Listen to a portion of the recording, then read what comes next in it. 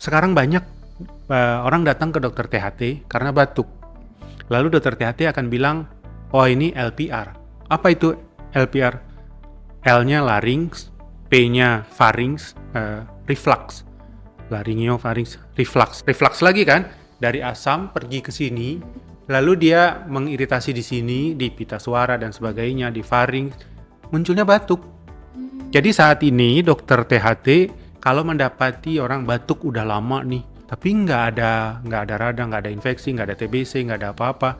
Kadang-kadang mereka lakukan pemeriksaan dengan alat untuk neropong dari hidung dimasukin, kelihatan tuh di sana di daerah pinggiran larynx itu, wah banyak lendirnya dan sebagainya. Biasanya itu asam, dikasih obat anti asam lagi. Tidak mungkin orang meninggal mendadak karena GERD.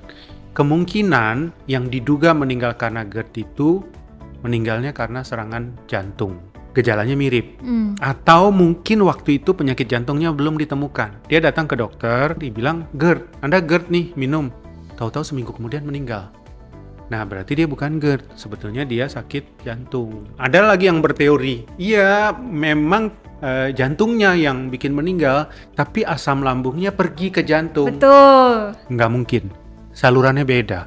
Yang nyambung ke paru. Jadi memang dia bisa pergi ke pernapasan, tapi tidak bisa pergi ke organ jantung.